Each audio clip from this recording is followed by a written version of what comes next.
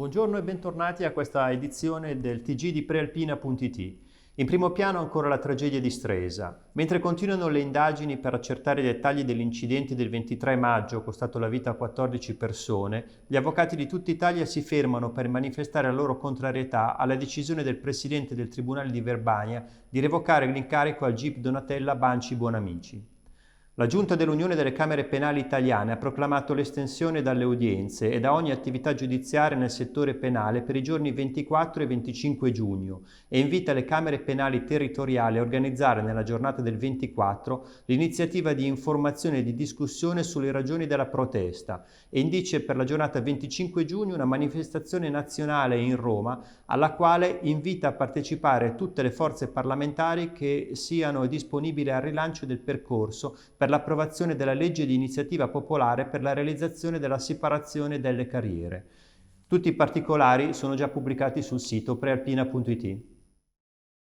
E ora veniamo alla cronaca.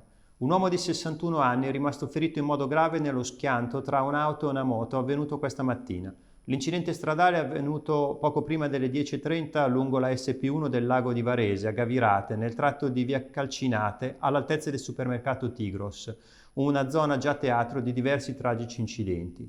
Il motociclista rovinato a terra è stato subito soccorso dall'equipe di automedica e ambulanza inviata da Areo, giunti sul posto con carabinieri e polizia locale di Gavirate. Subito si sono formate lunghe code sulla provinciale, rimasta bloccata per consentire le operazioni di soccorso. Sempre in tema di incidenti bisogna poi segnalare il record di una ragazza di 20 anni residente in Val Ceresio che l'altra sera è riuscita a collezionare 6 incidenti in meno di un'ora. La certificazione sul numero di incidenti è arrivata dalle analisi della scatola nera installata a bordo della sua auto. La ragazza stava tornando a casa dopo una cena quando è stata colta da una sorta di attacco di panico per il fatto di non riuscire a orientarsi. Tra gli incidenti in cui è rimasta coinvolta anche l'investimento di una ragazza in scooter che poi è abbandonata a terra. La ragazza è stata convocata in questura e denunciata. Per chiudere con gli incidenti stradali, ecco un'ultima ora. Stamattina un ragazzo di Casale Elite è uscito di strada con la sua auto mentre stava tornando a casa dal centro vaccinale dove aveva appena ricevuto una dose di vaccino. Tutti i dettagli nel primo pomeriggio sul sito di prealpina.it. Continuiamo con la cronaca, ma spostiamoci ad Arona, dove una lite ha rischiato di trasformarsi in tragedia. Un giovane originario della Repubblica Dominicana, abitante nella provincia di Varese, è stato seriamente ferito da un altro uomo al culmine di un diverbio per futili motivi.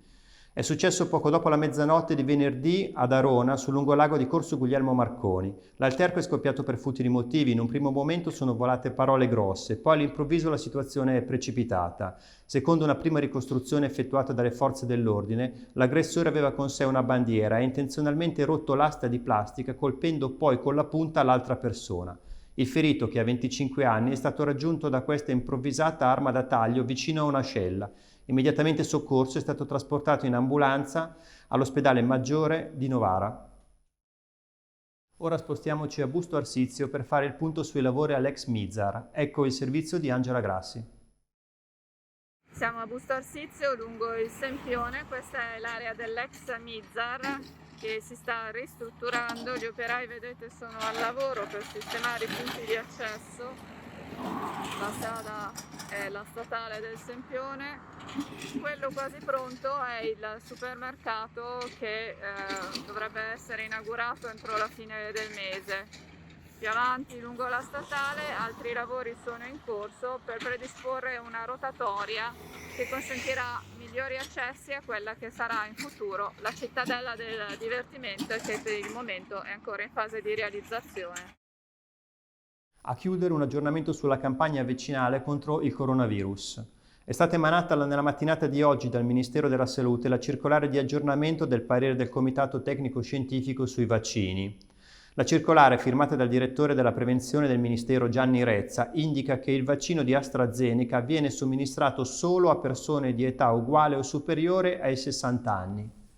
Per le persone che hanno già ricevuto la prima dose di tale vaccino e sono al di sotto dei 60 anni di età, il ciclo sarà completato con una seconda dose di vaccino a mRNA, da somministrare a una distanza di 8-12 settimane dalla prima dose. E per questa edizione è tutto, grazie per averci seguito. L'appuntamento è per l'edizione di questa sera alle ore 19.